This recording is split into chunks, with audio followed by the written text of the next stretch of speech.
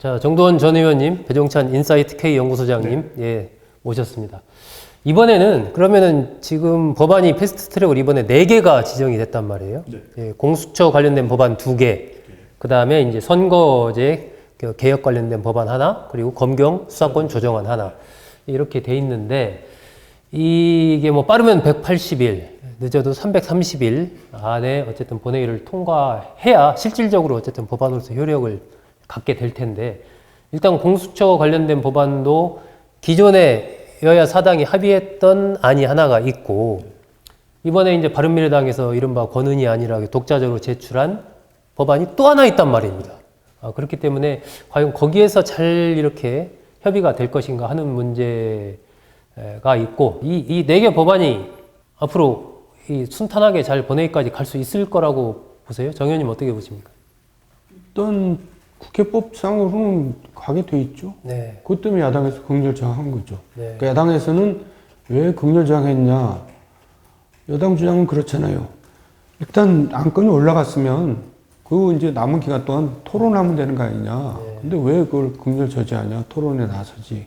이제 그런데 사실은 야당 입장에서는 이거는 토론의 여지가 없이 이제 사실상 통과된 거랑 마찬가지라고 보기 때문에 구조 자체가 그렇다는 예, 얘기죠. 그렇죠. 법상 그렇게 돼 있죠. 네. 그래서 이제 일단 시기 문제지 이제 그거는 본회의 올라가게 돼 있는데 본회의 올라갔다 그래서 이게 다 통과될 거다라는 거는 또 그건 미지수예요. 네. 이유는 뭐? 왜냐하면 바른미래당, 민주평화당 체제가 유지될 것이냐 그대로 갈 것이냐. 그것도 문제고 또 한 가지는 이게 더 중요한데 이 선거법 개정안에 의하면은 지역구 수가 225석으로 해서 한 28개가 줄어든단 말이에요. 예. 근데 줄어든 것도 엄청난 건데 옛날에는 한두 석 줄어드는 거 난리 갖고도 났죠. 그거 국회 전체가 막 가지고도 난리가 나고 예. 그랬는데 그렇게 많이 줄어드는 데다가 그걸 줄어들려면 전체 지역구가 이제 좀 제주정 비슷하게 제주정 돼야 되죠. 예, 요동 거기서 또 이해관계가 많이 엇갈리겠죠. 그럼요.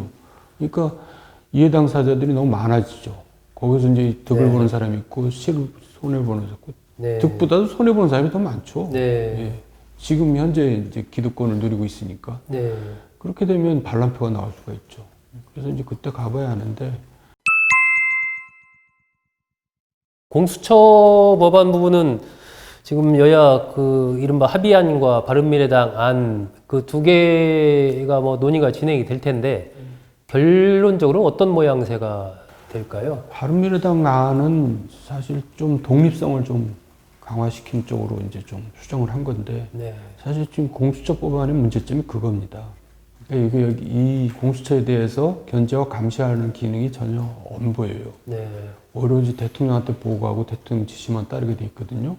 그러니까 이제 공수처라는 게 권력기관을 때려잡으라는 기관인데 대통령의 직할로 돼 있으면은 이제 나머지 권력기관들 기존의 검찰, 경찰, 뭐 국세청, 감사원 이런 권력기관들이 대통령 눈치를 더 보게 되죠. 네. 그러니까 이제 심지어는 이제 야당에서 이런 주장을 하잖아요.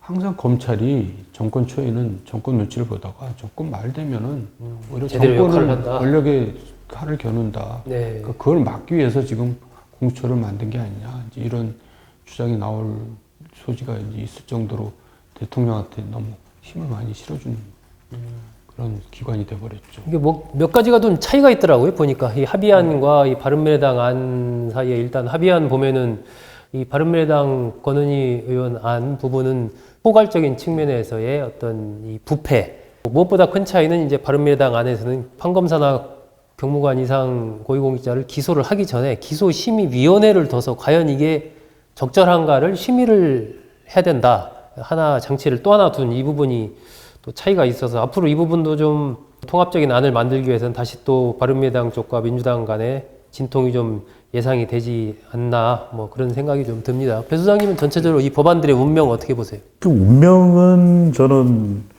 몇 갈래 길이 나올 수 있다라는 전망이고요. 그렇게 되는 이유는 이게 제가 쭉 그동안 한 20여 년간 여론조사를 해보면 이런 의원님 패스트 트랙 있지 않습니까? 이런 거 일단 시간이 계속 흘러가잖아요. 그러면 개혁 과제는 여론이 긍정적으로 변합니다. 그러니까 연동형 비례대표제도 알면 알수록 소수 정치 세력의 이익도 보장해 주는구나. 유럽에서도 이렇게 한대요. 또 네, 네. 공수처도 우리가 이런 조직이 있어야만 그동안 문제시가 됐던 검사들도 수사할 수 있고요. 판사들도 이러면 여론은 긍정적으로 바뀔 수밖에 없거든요. 네. 시간이 계속 지나면 지날수록. 이번 패키지 딜이죠.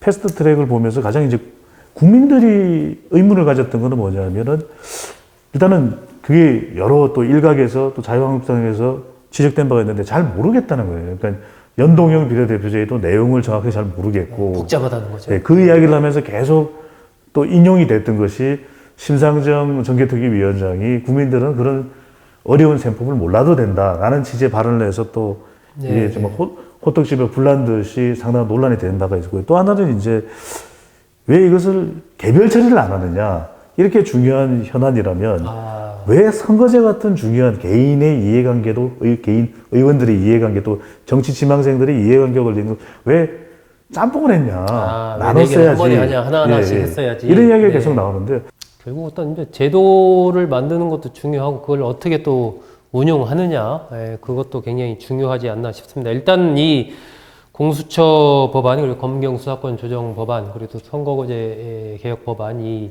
4개의 법안 패스트트랙으로 올라간 이 4개의 법안의 운명은 내년 총선의 어떤 승부와도 굉장히 좀 밀접한 관련이 있지 않을까. 관련해서 한 가지 지적해야 될 게 자유한국당의 태도예요. 네, 그 자유한국당은 반대를 하잖아요.